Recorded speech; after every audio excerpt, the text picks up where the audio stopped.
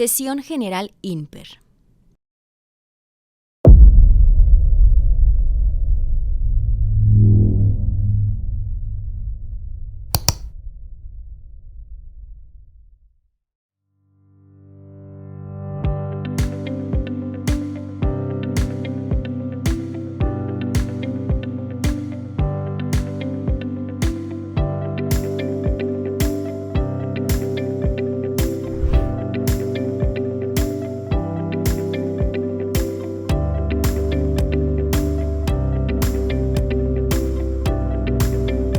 Bienvenidos.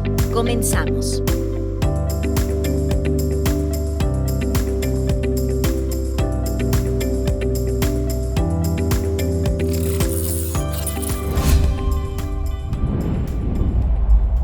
Secretaría de Salud, Instituto Nacional de Perinatología, Isidro Espinosa de los Reyes. Bueno, muy buenos días. Nos enlazamos al sistema de transmisión para la sesión clínica del día de hoy, correspondiente a, vamos a abordar calidad y seguridad del transporte neonatal. Hablar de calidad y seguridad del transporte neonatal nos obliga a tener una serie de elementos que en forma conjunta debemos evaluar junto con el resto de las autoridades y personal participante dentro de lo que es el transporte del área hospitalaria. Todos tenemos una imagen muy parecida a esto en la mente. Algunos elementos obviamente son cuestionables, sobre todo la imagen del centro. No se puede permitir, desde el punto de vista legislativo a nivel internacional esto está prohibido, sobre todo porque cualquier evento que acontezca que comprometa la estabilidad del bebé obviamente puede ser sujeto a proceso de demanda desde el punto de vista legal. Ya comentábamos el proceso muy interesante en donde la Academia Americana de Pediatría, con base a los lineamientos de la Organización Mundial de la Salud, han establecido una serie de directrices para mejorar la calidad de atención en la población neonatal que se somete a lo que es la atención en áreas de primero, segundo y tercer nivel, en donde resalta sobre todo 3 o 4 aspectos importantes. Uno, la necesidad que poblaciones en vías de desarrollo o con recursos limitados requiere para reorganizar sus sistemas de emergencia y de urgencias que abordan pacientes pediátricas y neonatales. 2, el hecho de solicitar y capacitar al personal en forma constante, sostenida, pero sobre todo adecuarlos de material, equipo, sistemas de ambulancia, sistemas de comunicación satisfactorio. 3, el hecho de que mientras esperan los pacientes puede ser sometido a un abordaje con medicina adicional desde el punto de vista de esquemas de oxigenoterapia fase 2 o ventilación no invasiva con la finalidad de esperar mientras son evaluados y transferidos a otra instancia hospitalaria. Y el punto último, no olvidar el transporte inútero, que es el transporte que más se recomienda, sobre todo para aquella mujer embarazada con embarazo de alto riesgo, y el proceso de capacitación continua que debe tener y solicitarse desde todo punto de vista por el personal hospitalario que dé beneficio a enfermeras, médicos, auxiliares y obviamente medicina prehospitalaria.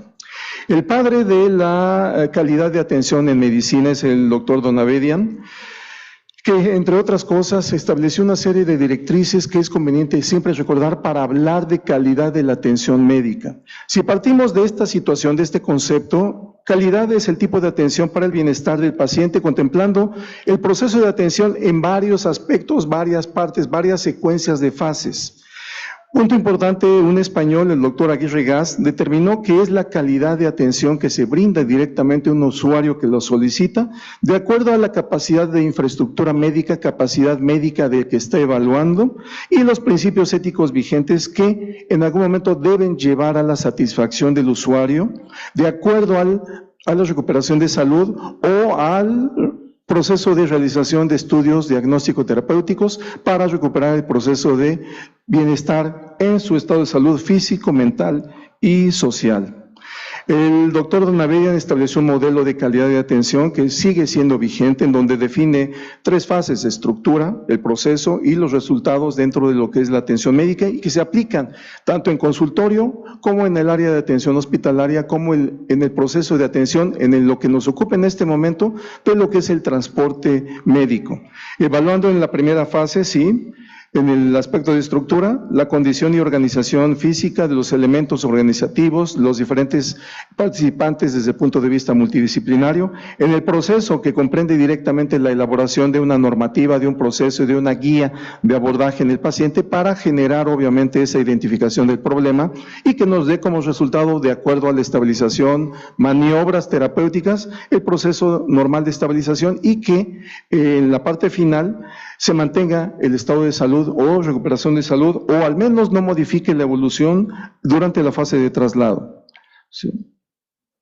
Bien, evalúa esta calidad, tanto la efectividad, la equidad para todo tipo de paciente, independientemente de raza, credo y color de piel, la oportunidad del abordaje y, entre otras cosas, está centrados en los cuidados de el paciente que se deben dar en todo momento, respetando obviamente la condición de la familia que en algún momento va acompañando también al paciente, tanto en el área hospitalaria como en el transporte.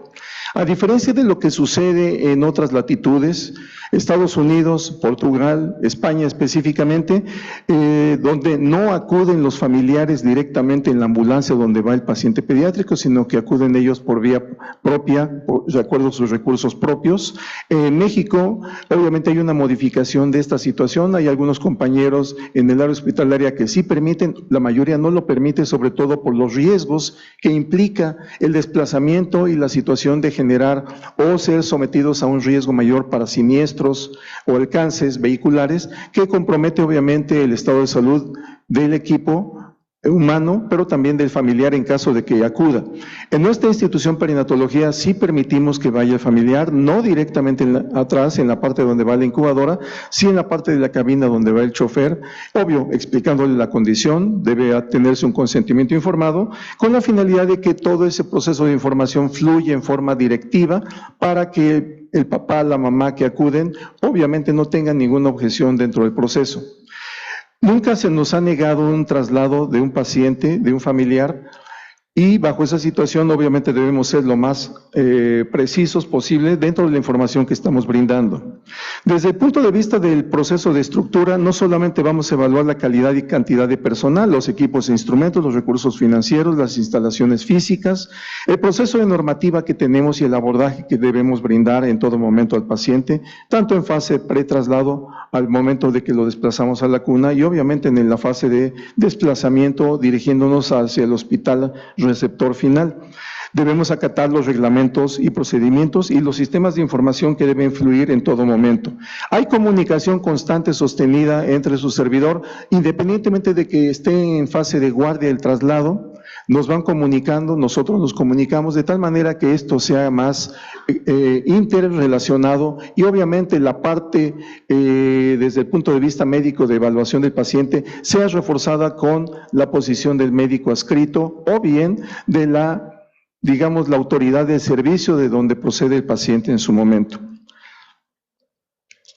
Ya comentábamos la importancia que tiene el proceso de interrelación con los diferentes servicios, nuestra subdirección que coordina directamente todo el proceso, a todos los servicios, nosotros que estamos interrelacionados directamente con cada uno de los servicios y junto con la red de apoyo interhospitalario que brinda ese plus que necesitamos sobre todo para en caso necesario acudir a esa instancia que nos requiere, que es requerida sobre todo para un estudio complementario, valoración complementaria o el traslado definitivo o por otra parte recibir al paciente en instituciones de apoyo del sector salud, ya sea de cardiología o del Instituto de la Nutrición, además del punto de apoyo que compañeros de otras instituciones, Seguro Social o ISSSTE o bien hospitales del departamento tienen a bien participar con nosotros dentro de esta secuencia lógica y adecuada, sistematizada para recibir o para en algún momento ser receptivos con los pacientes que en algún momento necesitan trasladarse y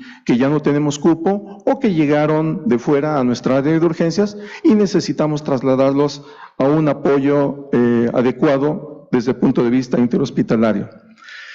Si partimos del hecho de que el recién nacido es sujeto a transporte, se activan las funciones de los diferentes servicios, planeamos obviamente la estructura, dónde va a dirigirse, qué características de paciente es, generando en todo momento la estabilización para que después de completar toda esta fase tengamos los documentos y desarrollemos el proceso de transporte. Ya mencionábamos el punto más importante, que es las funciones del equipo de transporte. Todos desempeñamos una función, todos tenemos un perfil curricular que se va mejorando desde todo punto de vista, semana tras semana, mes tras mes. Aquellas personas dentro de nuestro equipo, sobre todo hablando de enfermería, nuestro personal médico neonatal o neonatológico, vamos capacitando. Si en algún momento hay alguna falla, vamos reforzando esa situación, ese conocimiento, de tal manera que lo controlemos y evitemos mayor fase de riesgo para el deterioro. Verificamos en todo momento, desde hace prácticamente 4 años estamos trabajando sobre lo que llamamos una hoja de transporte seguro, que conformando con la calidad de atención, con el perfil curricular que tiene nuestro personal, comentábamos, hasta hace 5 años el 80% de nuestro personal tenía un perfil curricular de ser enfermeras neonatales, y el 20% tenían más de 10 años de estar trabajando en áreas de cuidado crítico. En los últimos 5 años han ido, digamos, jubilándose compañeras. Las compañeras nuevas obviamente van reforzando a las enfermeras que se van jubilando. Actualmente, de esa fase inicial de 10 años hacia atrás, en donde el 75-80% tenían perfil de competencia curricular con Stable, con ACON, con el programa de reanimación, actualmente esto ha bajado y por tanto estamos recapacitando, evaluando esa situación para que nuestro personal esté completamente capacitado. Todos nuestros residentes de 4º o 5º año de neonatología tienen el programa de reanimación cardiopulmonar. Aún así, cuando entran, son sometidos al proceso mismo de evaluación. La mitad de ellos aproximadamente tiene un curso de complementación en cuanto a Stable e ACORN, y ese es un punto de compromiso que debemos cubrir nosotros. 1/3 de ellos tienen, a 40%, si no más recuerdo, tienen el PALS, de tal manera que es un punto adicional que permite el abordaje de este tipo de pacientes, conformando directamente una plantilla en donde todos trabajamos en beneficio, evidentemente, de brindar un mejor nivel de calidad de atención. Ya trabajábamos sobre la importancia que tiene el Stable, pero que si en algún momento no tenemos este programa de complementación, pero recordando que en pediatría y en neonatología, parte del perfil curricular implica la evaluación de constantes vitales, constantes hemodinámicas, patrones de evaluaciones o escalas o scores clinimétricos para evaluar condiciones de dolor, evaluar condiciones de Apgar, Sieberman, estados clinimétricos para evaluar si está o no convulsionando, PALS, además de todo. Junto con este patrón de evaluación clinimétrico, contamos directamente también con el desglose de cada una de las siglas de transporte o de control para evaluar la condición del paciente. ¿Qué más hacemos? Evaluamos clínicamente no solo la enfermera, el médico, R4, el R5, el adscrito, y todavía antes de pasarlo, todavía vamos preguntando si está estable o está inestable.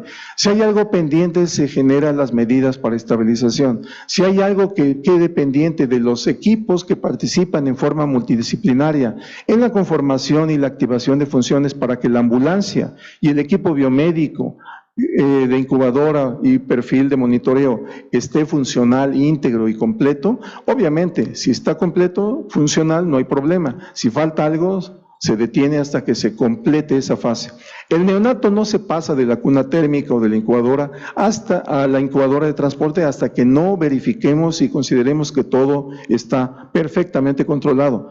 Y les decía, esa hoja de transporte seguro permite adecuarla las funciones de cada uno de los participantes. Si algo falló, se detiene y se controla, se suple, se mejora para que activen y mantenga esa fase de funcionalidad de lo que es el transporte programado o el transporte con relativa urgencia. Hemos suspendido en muy pocas ocasiones el traslado, sobre todo cuando el paciente está inestable. Paciente que en algún momento parte del equipo no está funcionando, detenemos. O el neonato está por condiciones inadecuadas de inestabilidad con estado de choque, por supuesto que lo detenemos, hasta que no se encuentren condiciones más óptimas de estabilización para el desplazamiento a la unidad de apoyo interhospitalario. De acuerdo a la problemática que tenga, de acuerdo al nivel y escala clinimétrica para determinar si el niño está estable o inestable, generamos ya sea el Stable, ACORN, más el ABCDE, generamos la fase de abordaje, sobre todo en uno de los puntos de impacto importante que es el aspecto respiratorio, gasométrico y ventilatorio. Si requiere, obvio, lo colocamos en fase 1. Si no es suficiente y agotamos los parámetros, pasamos a fase 2 o ventilación no invasiva. Si aún así agotamos los procedimientos, pasamos a ventilación limitada por presión, ciclada por tiempo, convencional. Ya comentábamos que nuestro sistema de transporte para evitar complicaciones siempre va completo con el equipo para fase 1, fase 2 y fase 3. Con los medicamentos en la ambulancia y además con los maletines perfectamente llenos, cubiertos, completos, que lleva además enfermería, dando un doble proceso de función para que no haya problemas. Hay suficientes soluciones, hay material y equipo suficiente en la ambulancia de acuerdo al tipo de paciente. Ha sucedido que a veces para acudir a Zumpango, que está a 1 hora y media, un poquito más, hemos tenido que llevar, aparte de los 2 tanques de la incubadora, el tanque central, 2 tanques adicionales en caso de que hubiera problemas de consumo de oxígeno. A veces aún así, aquí tan cerca del Hospital ABC, que está a 10 minutos, 15 minutos máximo, para llegar a ellos no hay problema de ida, pero hemos tenido en una ocasión, hacia 2020, utilizamos prácticamente los 2 tanques de la incubadora, se consumió gran parte del tanque central de oxígeno, nada más por el hecho de que había una marcha y estaba impedida la circulación en ambos flujos y todas las calles alternas estaban completamente bloqueadas. Hicimos 2 horas y media, 2 horas 40 minutos específicamente de aquí del ABC para aquí perinatología, cuando el tránsito normalmente es un tránsito pesado, pero es fluido. De tal manera que vamos planeando.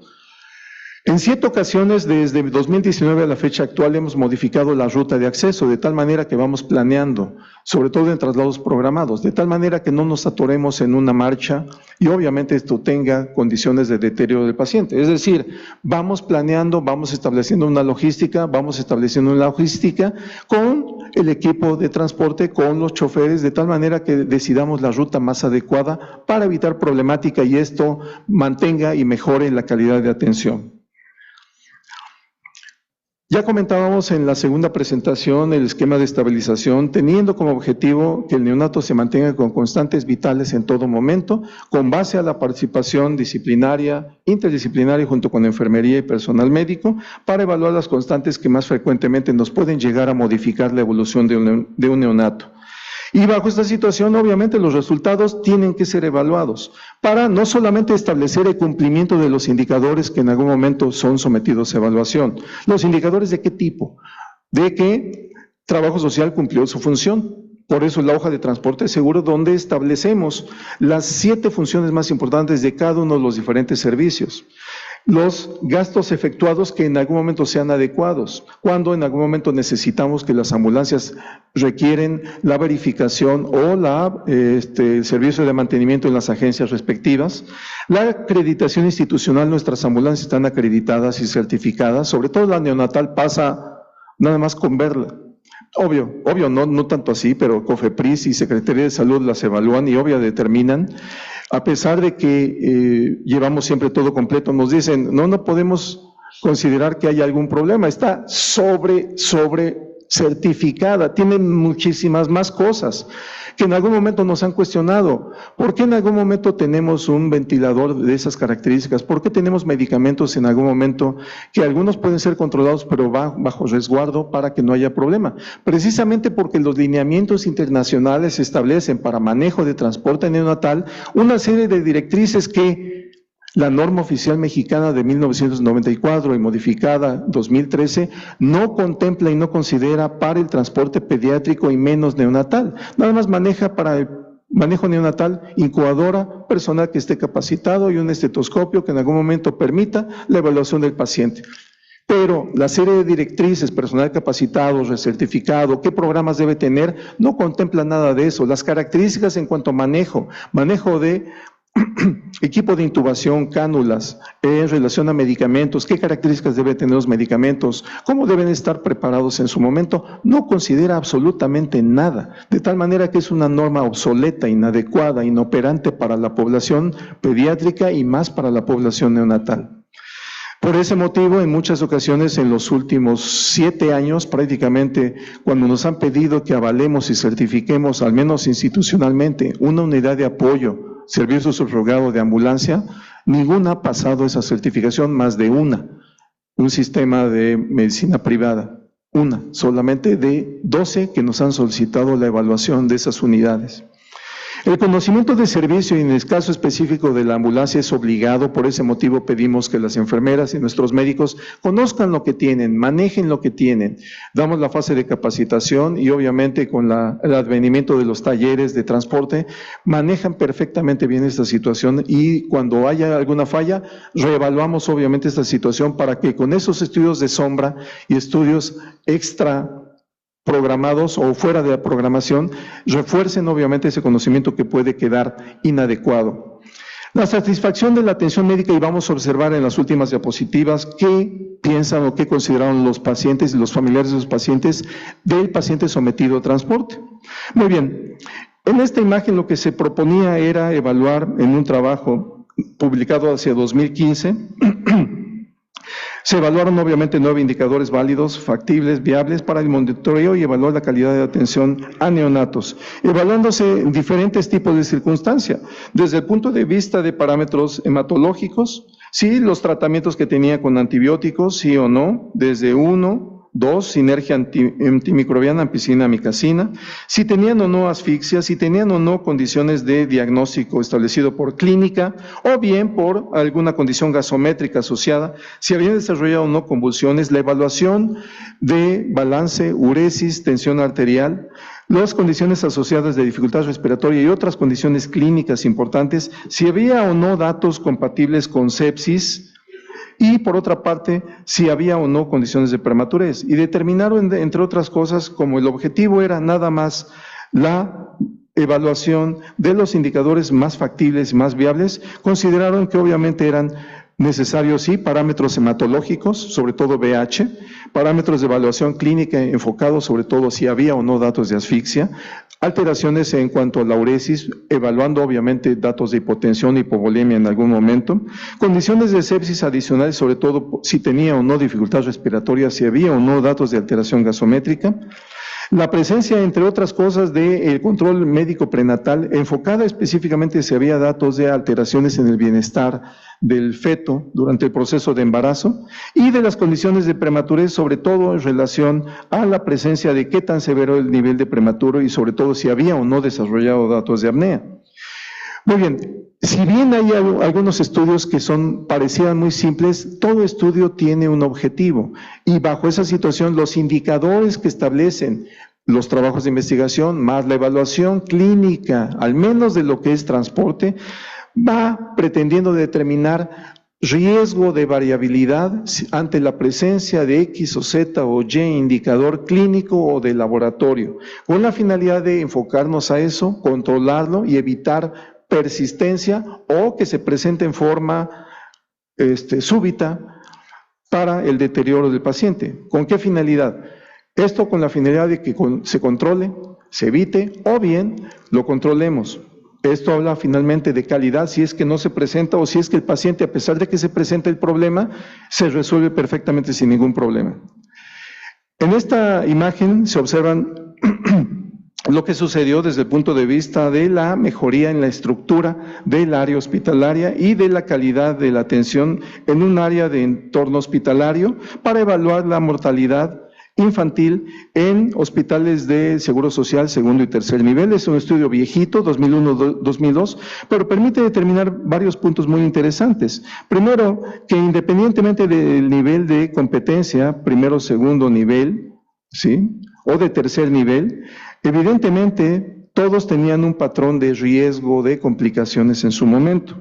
La mortalidad, entre otras cosas, se consideraba que evidentemente pudiera ser mayor dentro de lo que son hospitales de segundo nivel o hospitales no capacitados con una infraestructura mayor, pero si bien la mortalidad prácticamente se observa que no es muy diferente, lo que sí era diferente es el hecho de que el abordaje que se daba en cada una de esas instituciones permitía un control más adecuado del tipo de pacientes. ¿Por qué la mortalidad no se modificó? Pues evidentemente los de nivel 3 de atención son los pacientes más graves, los de nivel 2 son los pacientes menos graves y los de menor nivel obviamente son los pacientes que tienen una condición de bajo riesgo desde el punto de vista de su consideración de infraestructura para la atención médica.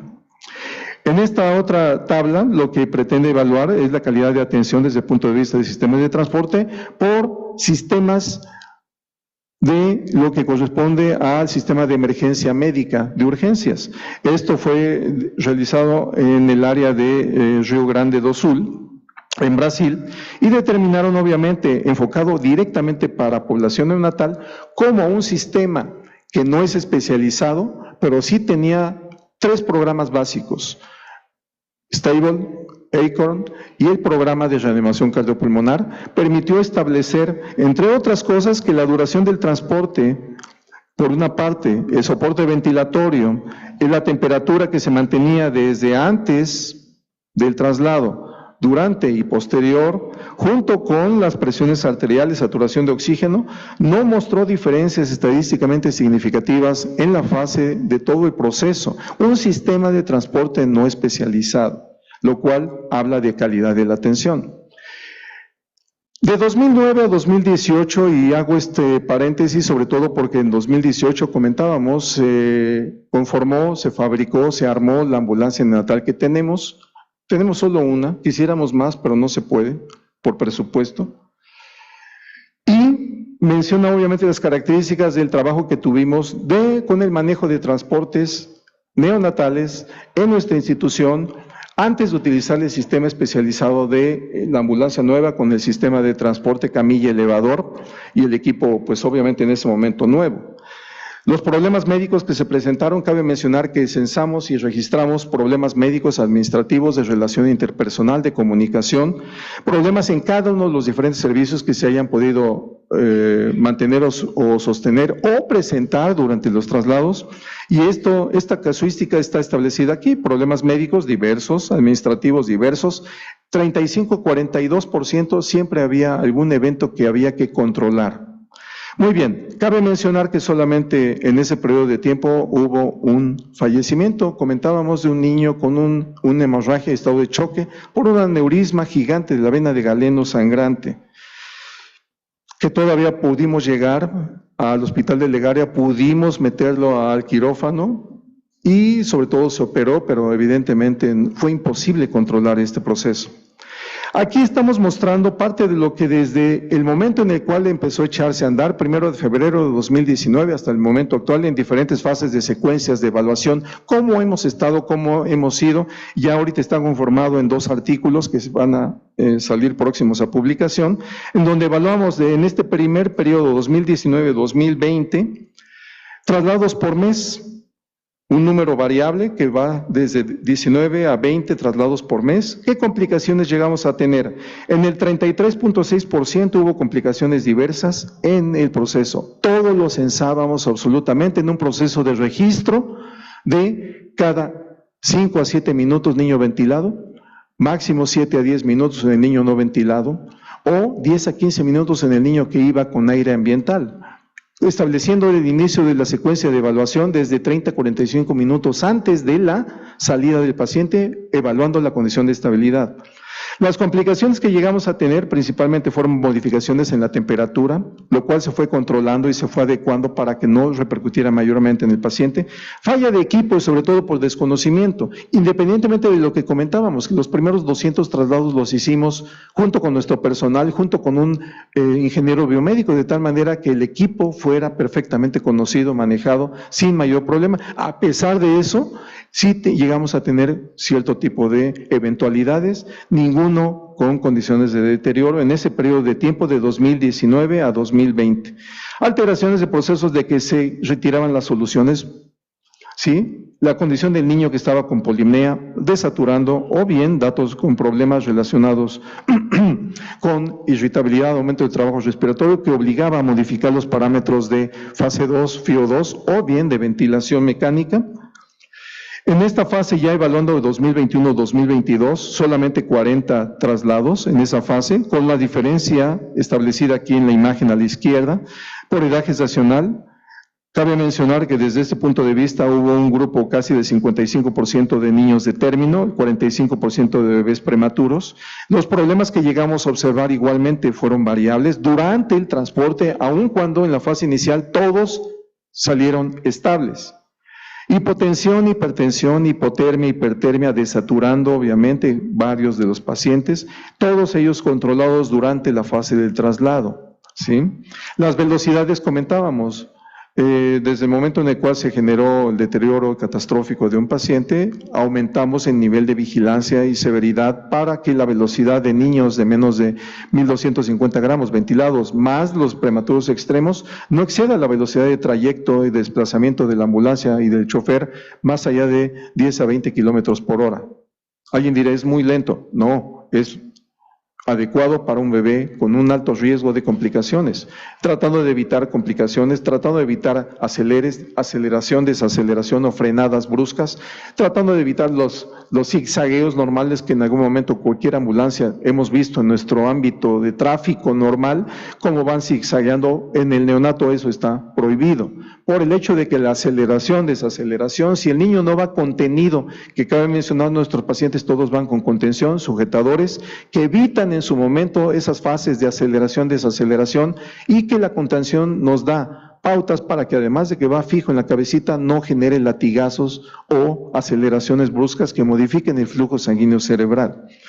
Taquipnea durante el proceso fue el principal problema, por irritabilidad o por desaturación o porque tenía hambre, y obviamente todo eso fue controlado hasta antes de llegar a su destino final ya. ¿El transporte debe ser acorde a los requerimientos institucionales? Sí. ¿Toda institución debe tener un sistema que se adecue a esa situación? Sí. ¿El equipo debe estar siempre completo? Sí. Todos debemos cumplir una función con la finalidad de controlar cualquier situación de riesgo, aún del área de mantenimiento. ¿Qué tiene que ver mantenimiento? Pues son los encargados de mantener buen volumen de los tanques de gas. Un punto a favor y un reconocimiento para mis compañeros, porque antes de que yo les pregunte, en las mañanas, 6 de la mañana, 7 de la mañana, me van reportando qué incubadoras de transporte, qué incubadoras de traslado de cada servicio tiene, principalmente de nuestra ambulancia neonatal. Y eso lo hacemos. Si llega, inmediatamente me avisan, doctor, ya le cambiamos los tanques, se utilizó, estaba con cierta capacidad, se modifica de tal manera que eso está perfectamente controlado. Los ingenieros biomédicos evidentemente cumpliendo su función con la finalidad de evitar problemas mayores desde este aspecto.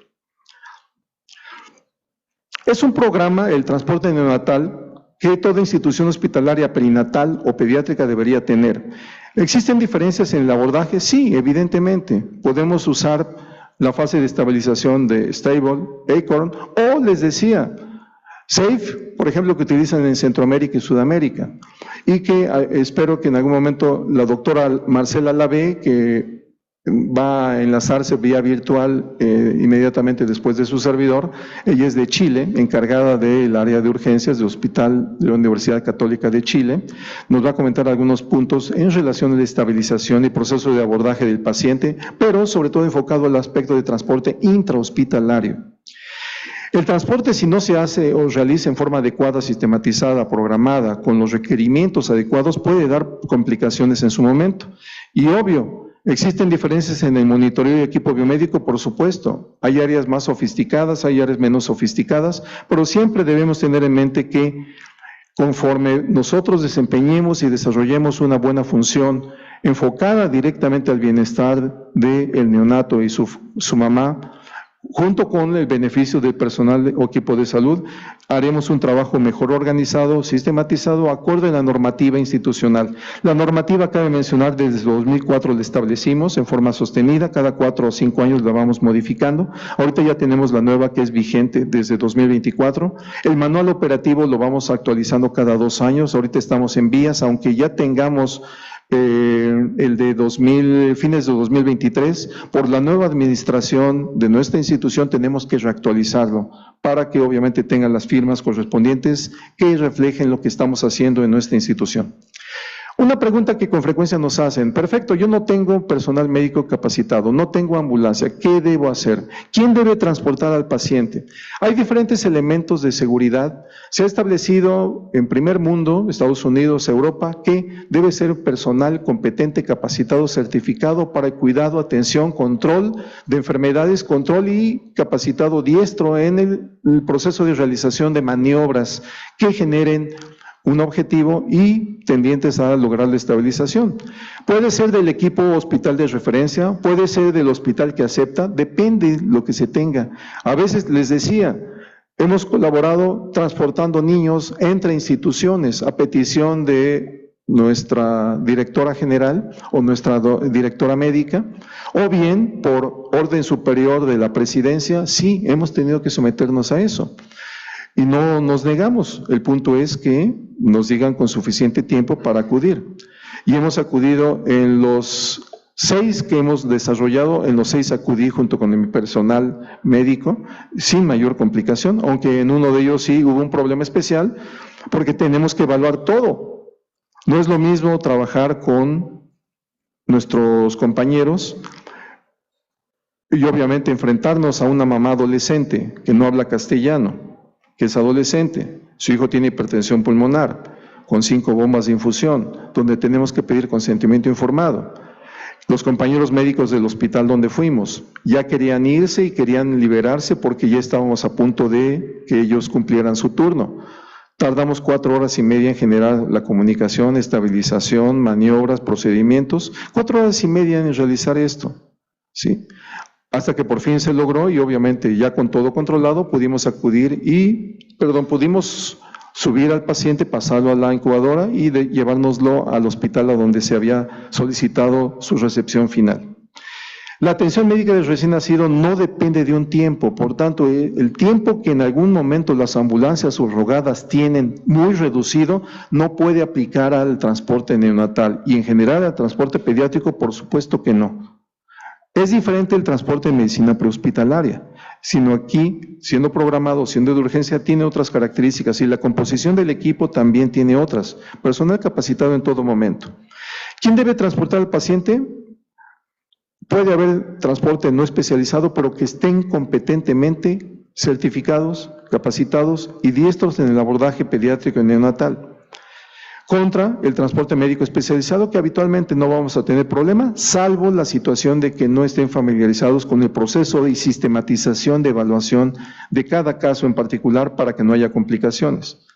Ya comentábamos, ¿por qué es necesario el programa de transporte? Por el hecho de que de esa manera permite dar y brindar una calidad de atención, que es el punto importante que perseguimos todos en nuestro desarrollo profesional.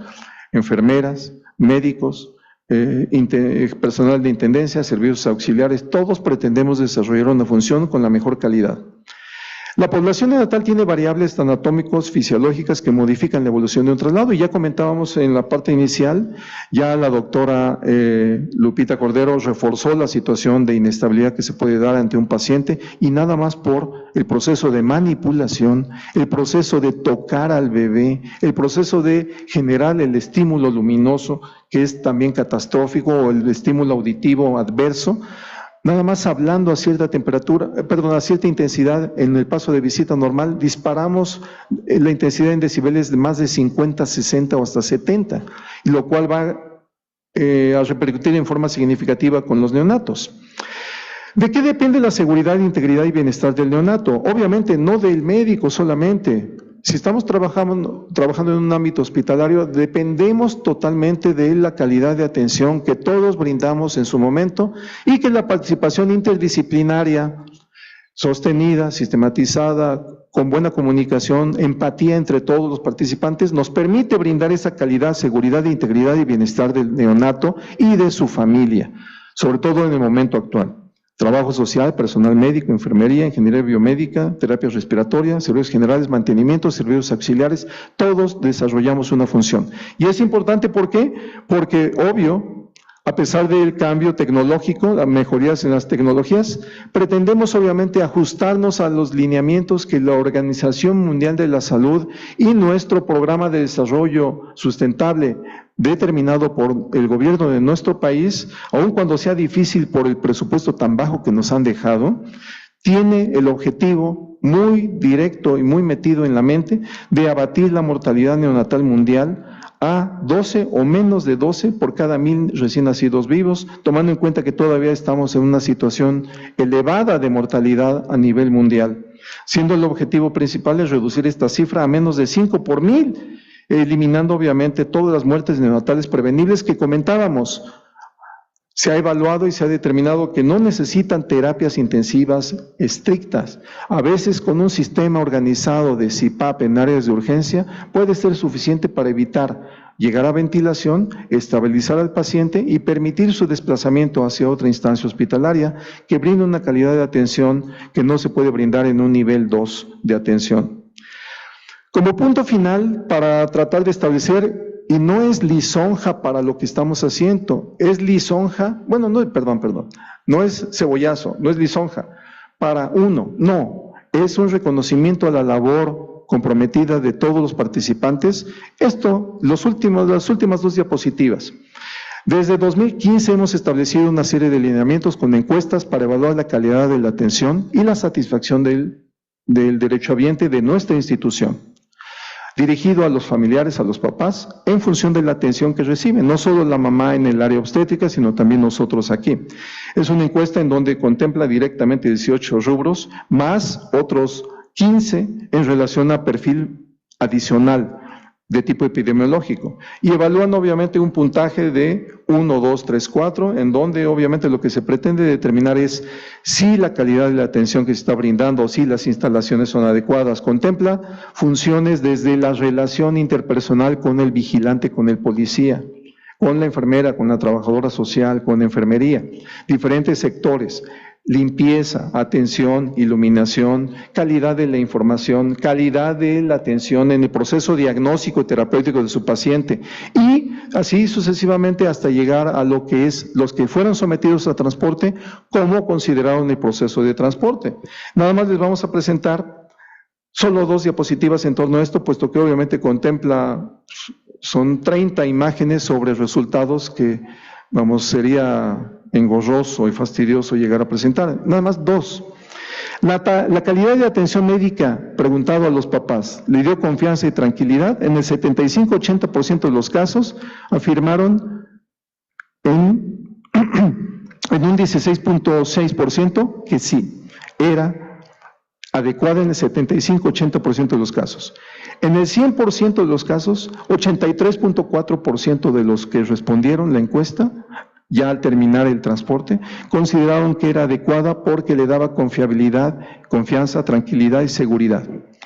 Al evaluar la satisfacción de la atención médica recibida en todos los procesos, en todas las instancias de UCINA, terapia intermedia o cuando fue sometido a traslado, en el 100% de los casos, 85% consideraron que sí, estaban satisfechos de todo lo que se les había brindado en todas las fases de atención, urgencias, toco, terapias, terapia intermedia y el proceso de traslado.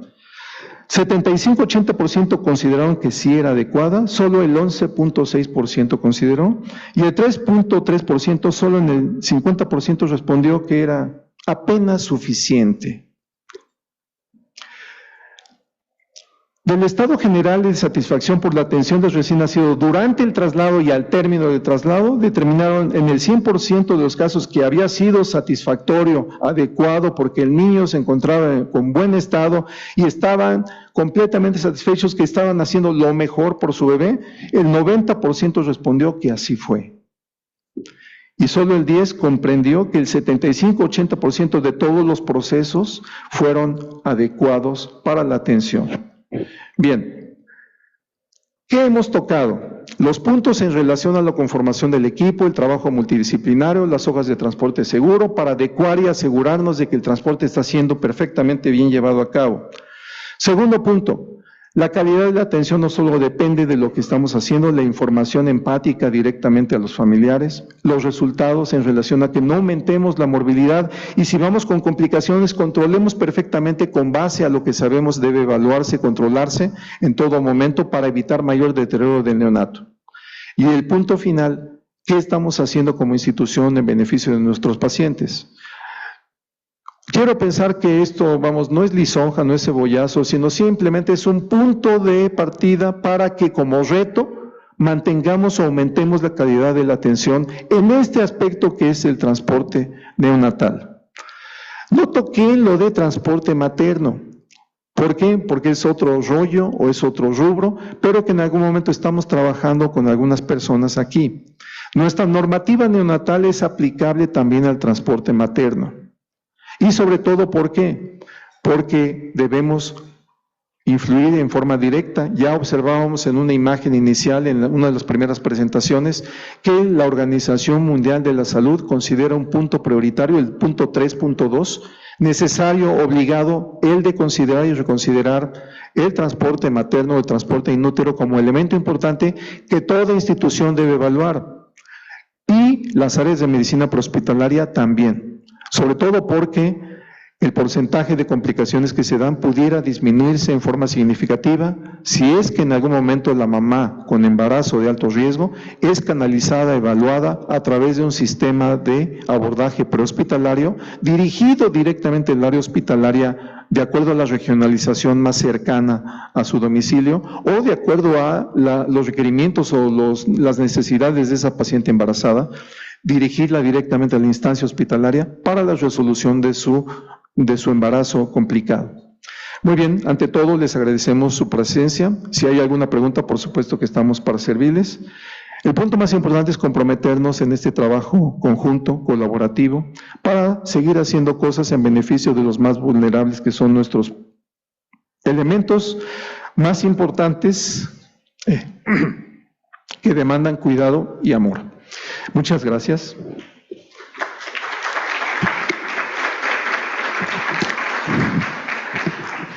Bueno, la calidad de tu trabajo es imprescindible.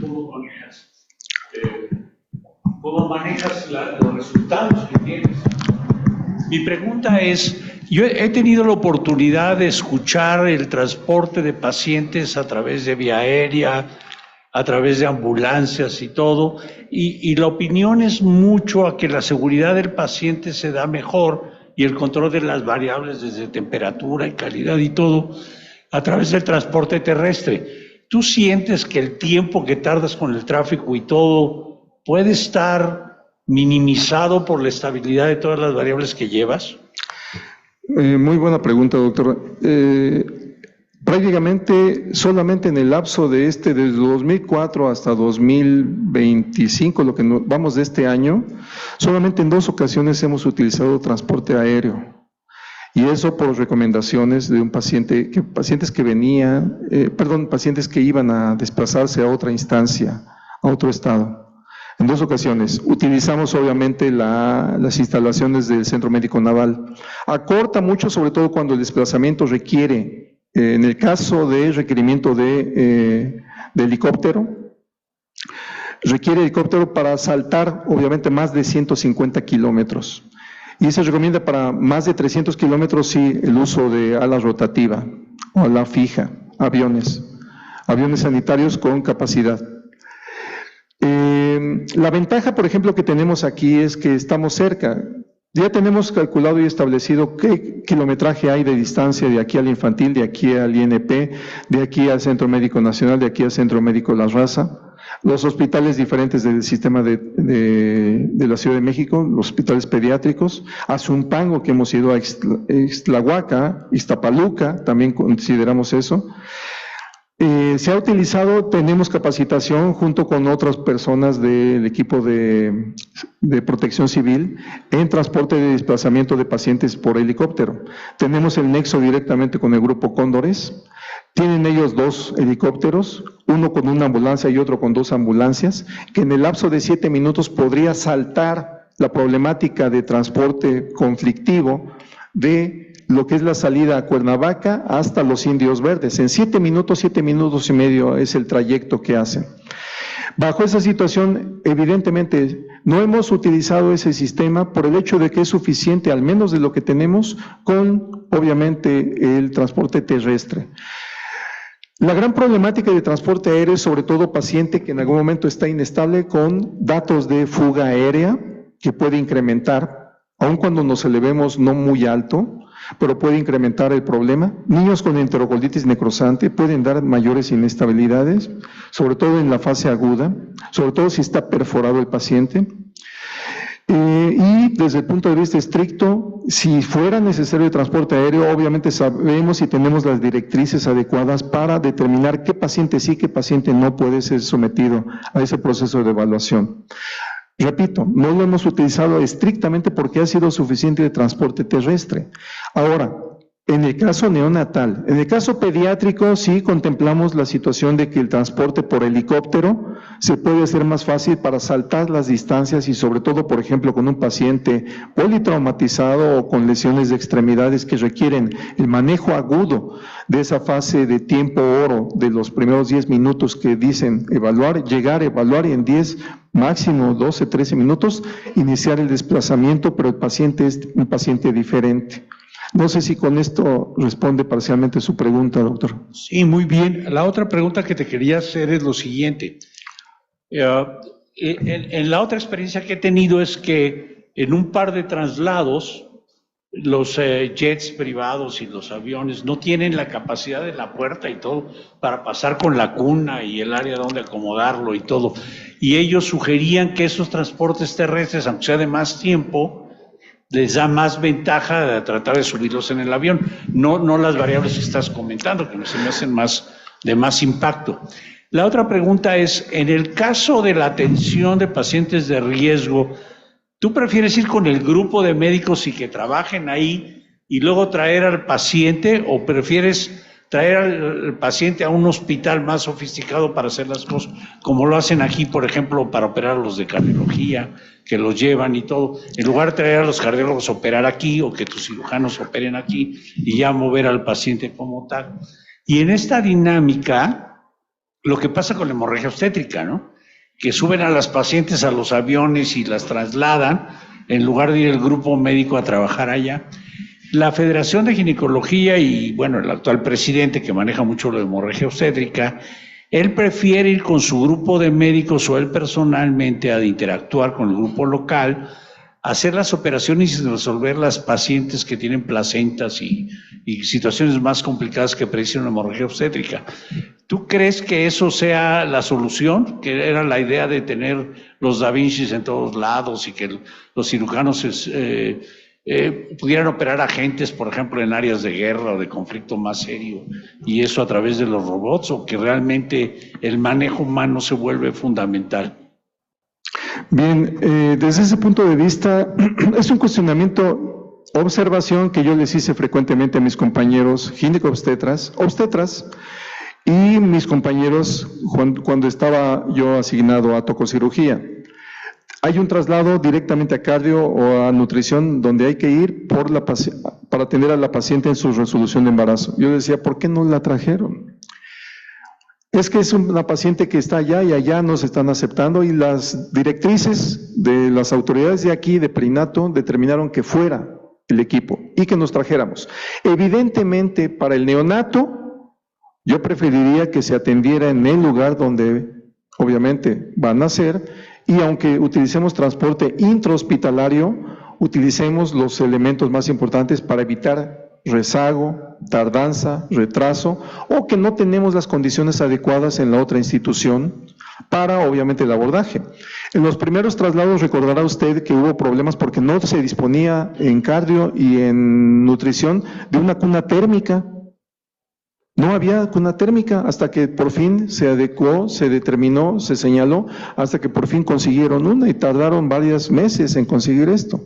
Sí, si en algún momento hay retraso, aunque vaya el mejor equipo, sí no son las condiciones adecuadas.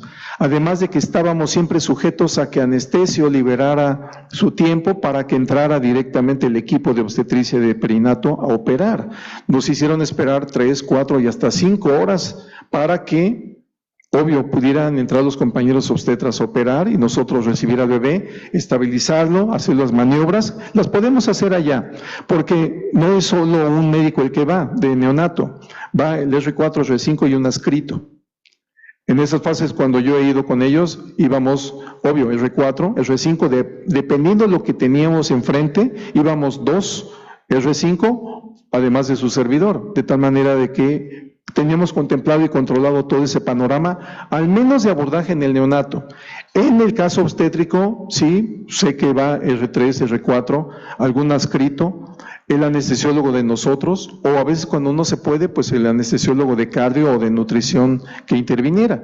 Pero es una problemática que se tiene que definir. Yo les decía, para mí es más adecuado que naciera aquí y se lleven los de cardio o los de nutrición a la paciente. por beneficio y por todo lo que usted quiera de calidad de atención para la paciente, pero no, se ha optado por lo contrario. Nosotros vamos y nosotros nos traemos al bebé. Eso tendría que evaluarse.